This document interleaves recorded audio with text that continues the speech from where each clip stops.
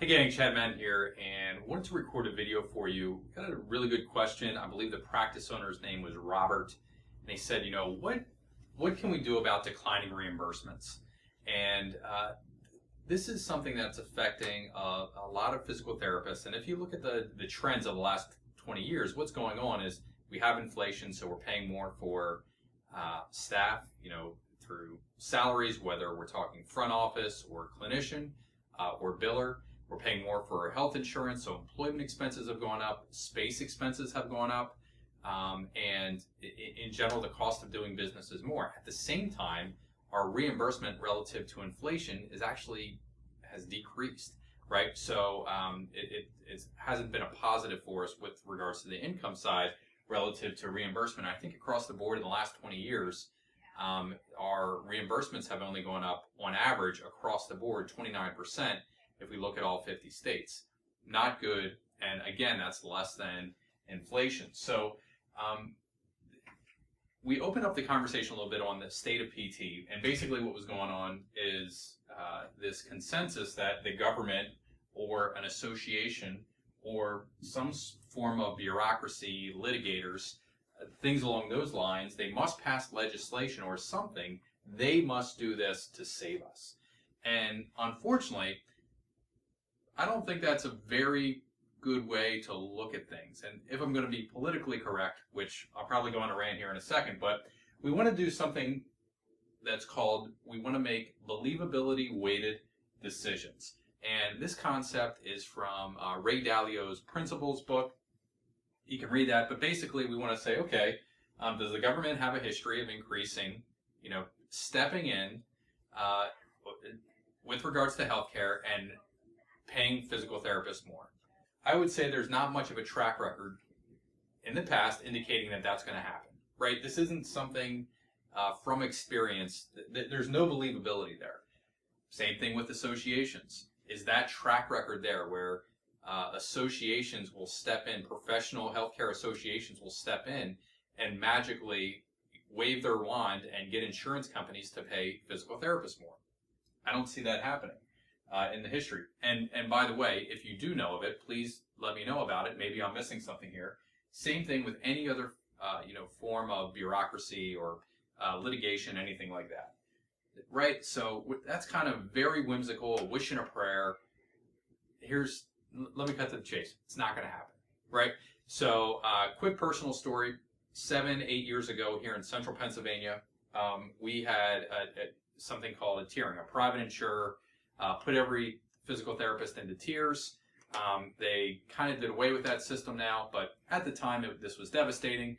Then there was this movement going to come up from that was going to come up from Florida and revolutionize healthcare, similar to what HMOs promised that they were going to do. This was called ACO, right?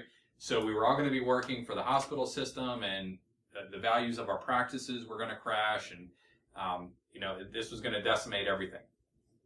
I was with a group of 10 or 12 other private practice owners here, again, local to central Pennsylvania, and I had probably been to half a dozen meetings and just listening to what people were saying, and there was a lot of complaining, right? And the consensus was they need to do something, right? Not what can we do, what can we control, and don't worry, we'll get there in a second. And I remember there was a very experienced practice owner in there, his name is Tim Drebna, and this, by the way, this is before Breakthrough. So we're in this meeting, and Tim said something along the lines of, he called me out, and he said, "Your silence is deafening." And I said, I'm not sure what that means, but I think you want me to say what I'm thinking.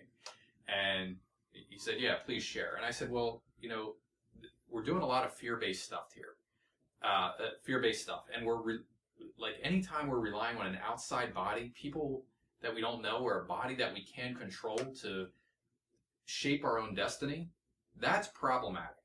And I said, I'm going to put all my chips on marketing and marketing my private practice. And I see a lot of other therapists, they're not utilizing, their ability to go direct to the consumer via direct access, even if they don't have direct access.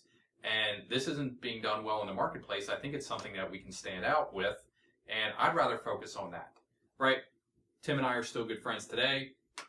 There's a few other practice owners in there, and I just said, this is what I'm doing. And I stopped going to the meetings. And but I wanted to do something that was believability based. And I had known other businesses that had turned it around with an effort in marketing. They had revolutionized their business. They took control of the reins, and they were able to literally turn the ship around. So the other thing that happened is in the state of PT, there was a gentleman on there, Steve Mountain. Steve Mountain has been in the PT game for quite a long time, and he understands our industry really, really well. And he said, physical therapy is the low-cost option. And I had never thought about that before, but it was something that stood out to me, and I was like, wow, that is right. We're always going to have a place. We provide better outcomes for less money than anybody else in the healthcare industry, and we're conservative care. Trend is on, the trend is up for conservative care and truth and avoiding surgery, medications, injections, especially when they're unnecessary. So that's something in our favor. The next thing that I want to share with you here today, though, and the meat and potatoes of this video is, what can you control? And this might be surprising because we can say, hey, this bad thing is happening to us. There's nothing we can do about declining reimbursements. And 20 years ago, I would have agreed with you 100%. But today, I know that not to be true. We've turned our practice around. I know other private practices that have done the same exact thing. And I want to give you 7 things that you can look at to control before you go relying on somebody external that is outside of your practice to save the day for you. So number 1 is you can influence your payer mix. Now, I know this might be absolutely shocking, but if you have a bad payer on, within your payer mix, let's say 15% of your payers are with a private health insurer who gives you $50 a visit regardless of what you do. Even if you're treating somebody for 3 different areas and they're in your clinic for 2 hours, they only give you $50, right? You're losing money on that. And you might want to play victim and say, woe is me. The other thing that you might want to do is drive in enough new patients, attract enough new patients, create a waiting list that you can actually go out of network with that company, right? That's something that you could control. I know almost that same exact thing happened to us years ago, and we had a few local POPs practices in the hospital system. They opted out of a local contract, and then they were referring us this payer that was giving us about $50 a visit. And what we ended up doing is creating enough of a waiting list where we were able to minimize that payer, right? So it wasn't a big deal for us. The other thing that happens is, just think through this. If a physician refers you a patient and that's where you're getting the bulk of your new patients from, that's pretty whimsical. There's no way that you can control the type of patient or the type of insurer that a physician is sending you, right? Where if you can go direct to the consumer, you can absolutely influence that. We can go to, for example, I'll give you 2 quick ideas. You can go to large employers in your area that carry the best insurance, something that you participate with and that you want to accept, patients that you want to work with, or you could go to more affluent populations of people in your direct response or your direct access type marketing, right? So we can influence payer mix, and we can do that in a positive way. Second thing that we can do, which I just mentioned, is we can go direct to the consumer, right? We can go direct to the consumer. I have to abbreviate there, but you get the idea. We can go, and by the way, 20 years ago, patients just kind of did what their doctors told them to do. Today, patients are advocates. This is the information age. They're going to research. They want to, if somebody says they need a total knee replacement because of a bone-on-bone x-ray, well, they're probably going to research, and if they don't want that x-ray, they're motivated not to get the surgery. They don't want the surgery, or they don't want to do injections or something like that, and they're looking for conservative care. They're going to go online and they're going to find you, right? So we can have good advertising. That's something that we can control, that we can feel good about. We can go straight to the consumer. We can educate them. We can give them information about what they can do for their problem. Direct to consumer, right? You can control the reins. Next thing is something called ADO. Now let me explain what that is. We work super close with awesome former private practice owner who now has done billing for the last 19 years. His name is Bob Kowalik. Bob is a genius in terms of billing. And Bob uses a score called ADO. And basically what it is a measure of how fast we get paid, right? So yeah, reimbursements might be declining. If it's taking you 2 times to 10 times longer than what it should take for you to get your money in, to get paid for the services that you're providing today, that's a problem. You're not going to be able to scale. If we can get that down closer to 1, where if we're to be collecting something in 15 days, we actually do collect it in 15 days, that's significantly better. We'll talk more about billing in a second, but that's your ADO score. That's something that you can work on and tighten up your billing systems there as well, so you're getting paid more quickly. Fourth thing that you could do is you could add in a back-end cash pay.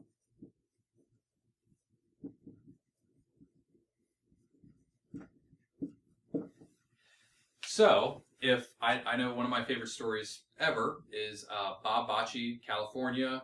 Bob is in a not necessarily affluent area, lower income area, and I think they did 3 laser units right now, 3 Light Force laser units.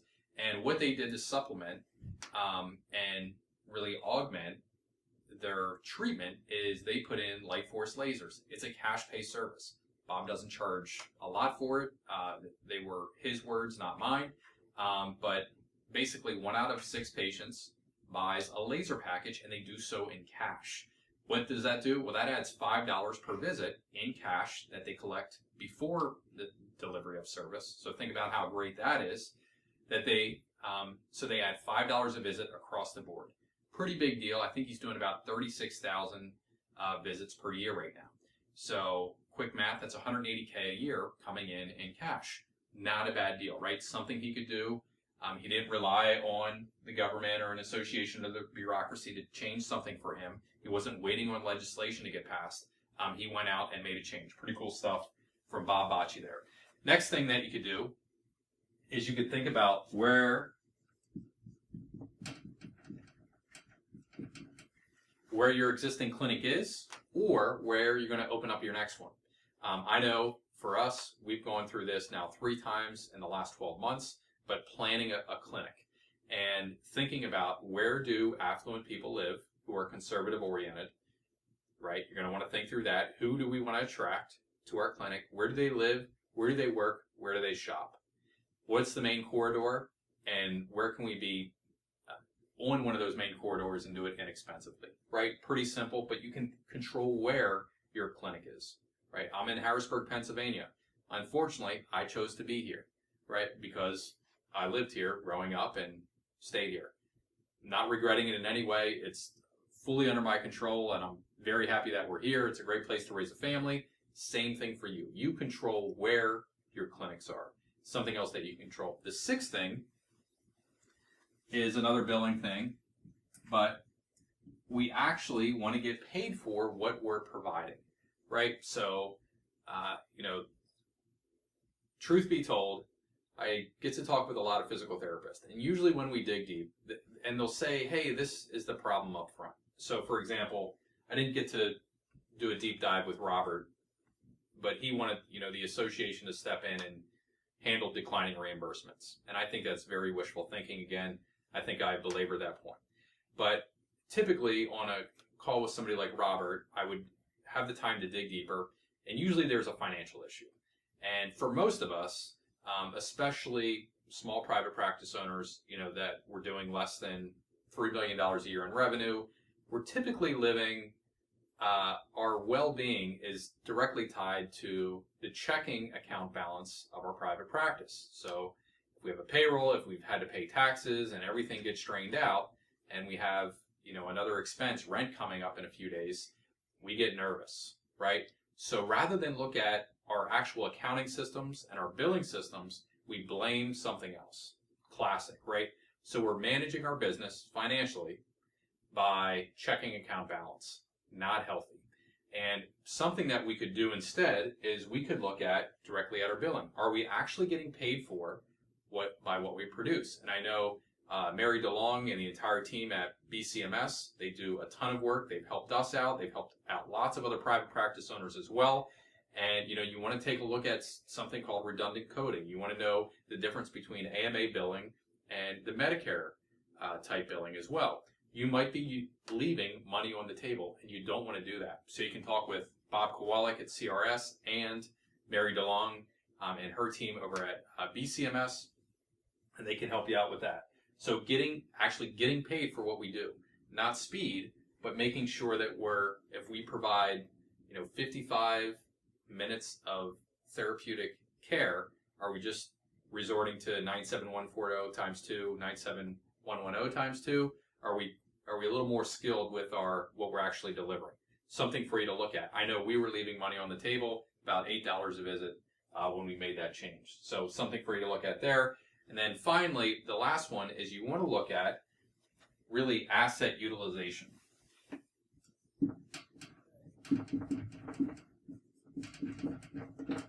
And what's asset utilization? Well, your two biggest assets are space and personnel, right? So if you've invested in space, let's say you have 2,000 square feet and you're seeing 60 visits a week, you could see about another 140 visits a week there, right? So you want to maximize that. Why is that a big deal? Because that's where your margin is. If you have space that's underutilized or not being utilized at all, you want to fill that up as quickly as possible. How do you do that? Well, you figure out how to do direct-to-consumer marketing. By the way, if you haven't learned about direct-to-consumer marketing, direct access marketing, even if you don't have direct access, I have a ton of tools over at learnwithbreakthrough.com. You can go over there, lots of goodies. You can hear stories of other people that have done the same exact thing that I'm talking about doing here. They've taken control of their business, their private practice, and they're able to mitigate the declining reimbursements. Anyhow, we want to make sure our assets are fully utilized, whether we're talking about space or whether we're talking about personnel. Nothing worse than having a physical therapist on our payroll and they're full-time and they're seeing 17 visits a week, right? You're not going to be able to pay the bills long-term with that. And unfortunately, we've seen in a few outstanding cases where practices have just gone out of business because of the declining reimbursements, because they completely ignored the variables, the 7 variables that they actually can control. So I'm sure something resonated with you here when we were talking and you were like, hey, yeah, I can control that. Go do that, right?